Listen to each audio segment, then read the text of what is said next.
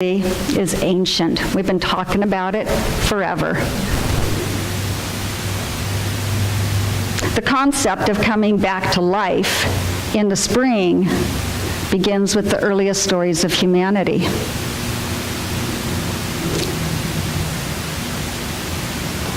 And just because I appreciate the idea of rolling the stone away, we're going to explore the tomb.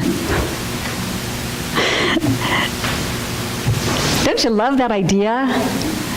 I love that idea. You know, my thoughts, am I living in a tomb? Am I, you know, for me, that idea of being in the tomb is being shut out, is being blocked, is being separate, is being caved in.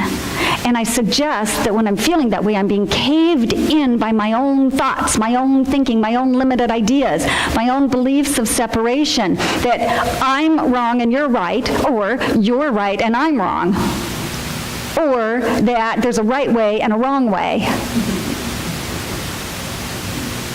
And yet, isn't that exactly what imprisons us? Those ideas that separate us. And so, if we have the skill and the tools and the ability to lift our thoughts up, to renew them with a new idea, then we can actually roll that stone aside and be set free. Are you guys picking up what I'm putting down?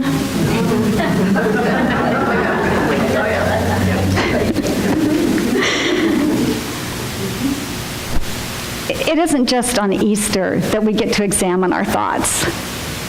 It isn't just one day of the year that we get to question, are my thoughts imprisoning me? We actually have the ability to do this every day. We actually have the ability and the resources to do it every day. We have so many great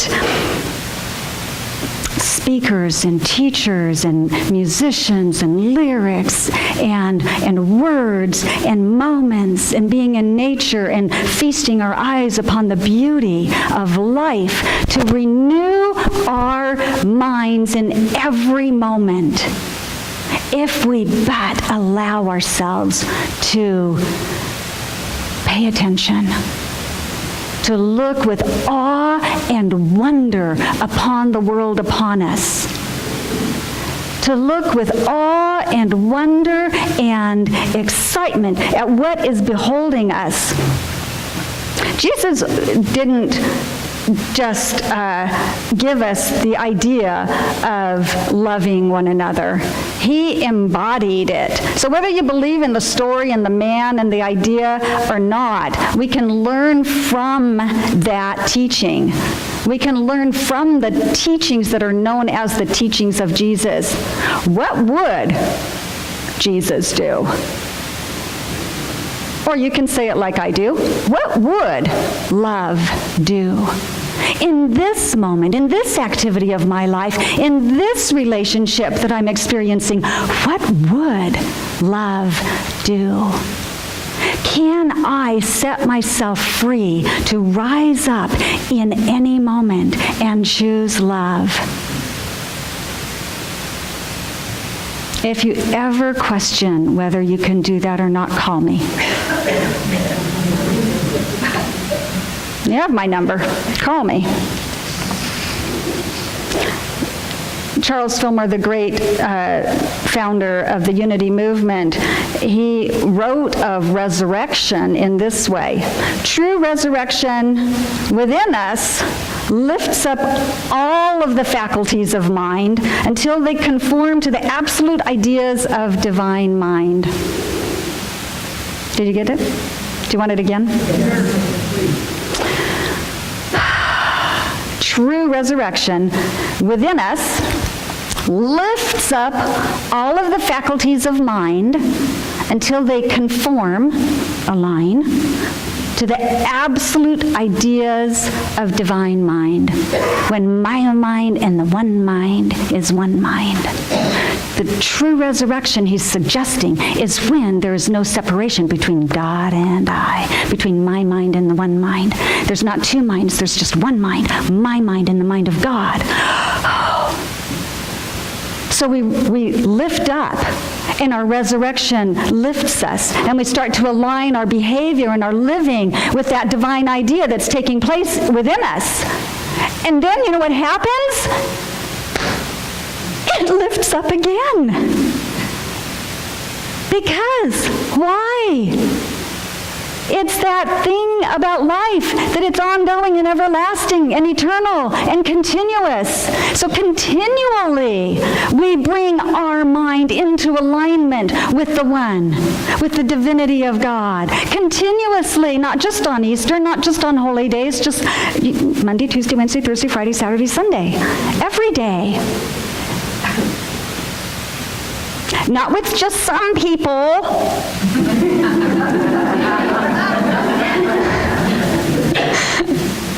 Yeah. This is the gift of recognizing that the tomb even exists. This is the gift of it, because we can encounter ourselves and say, oh, I know where I am. We might even say, I recognize this place. I've been here before. Some people call it hell. I did say that. But what we've come to know, a renewed idea in my mind, and I suggest in the mind of metaphysicians, is that heaven and hell are not a place. It's a state of consciousness. And we can choose to live in heaven, to be aware of the heaven on earth right here, right now, anytime we want, rather than waiting for it as some idea that's going to happen when that happens. So my question is, when we're in that tomb, and we might even be there with someone else, it could happen. Are we willing? You can just ask yourself, am I willing to be the one? Am I willing to be the one to know the truth in this moment? Am I willing to set aside my differences? Am I willing to rise up? Am I willing to be the one, to be the light? Am I willing? And there's no judgment here. Sometimes yes, sometimes no. Sometimes not yet. But to be willing to contemplate the possibility that we are the light of the world that we have been seeking. Let me say that again. We are the light of the world that we have been seeking.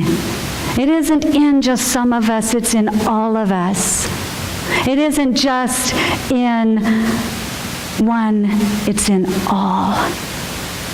That which Jesus proclaimed anew, the Father and I are one.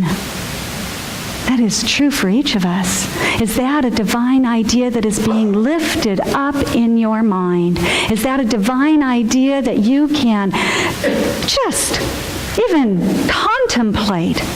Is it a divine idea that's already living in you so fully and completely that it's never a doubt in your mind? Wherever you are on your spiritual journey is perfect.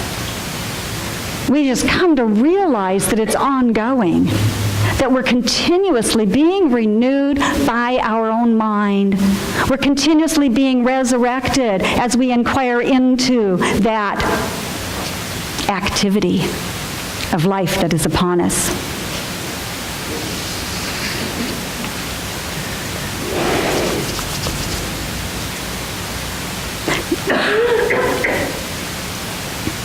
Coming back to life from non-living. So, those ideas, those ideas that are like non-living. Do you know what I mean? Okay. Coming back to life happens. Do you already know the secret? how to come back to life? Love. Love. Love will always return us to life. Love will always renew our mind. Love will always set us free. Love will absolutely just effortlessly move that rock. And we come out of the tomb. Love, it is the answer. Not just sometimes, it's always the answer. Can I live in the presence of divine love in every activity of my life? Well, I'm doing my best, as we all are, to invite love in. We must not look afar to seek for that love. We don't need to look afar to seek Christ. Ooh, Christ. Christ. That divine idea of the Christ that lives within us, that expresses as us, that centers us. He, it, she, whatever pronoun you like to use, it is always with us. The Christ consciousness comes when we recognize and know our oneness with God. In the Bible, when someone touches Christ, he or she is healed. It is not just touching a cloth, though, that brings about a miracle. When we touch deep understanding and love, when we touch deep understanding and love, we are healed. God is perfect life, and when I enter his light, I am healed. God is perfect life. When I enter his light, I am healed. When I enter into the oneness, into the allness, the allness. So again, Thich Nhat Hanh, what a wonderful mind, what a beautiful being. When we understand and practice deeply the life and teachings of Jesus, we penetrate the door and enter the abode of the living Christ, and the life eternal is present to us. When Jesus said, I am the way, y'all have heard that before, that Jesus said, I am the way. He didn't say, well, this is the way I perceive it. I offer it. It's the inflection that's different. Instead of I am the way, like my way is the only way, which shuts me down right away, I hear it as I am the way, the way to know my oneness with God, to recognize and embody and embrace living life from that awareness that God and I are one. What if that's the way?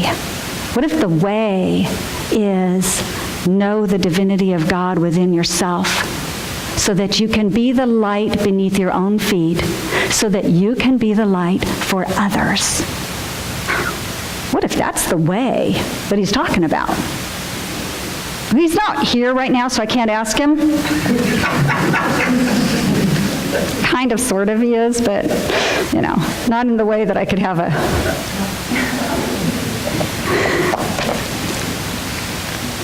So one more quick thing.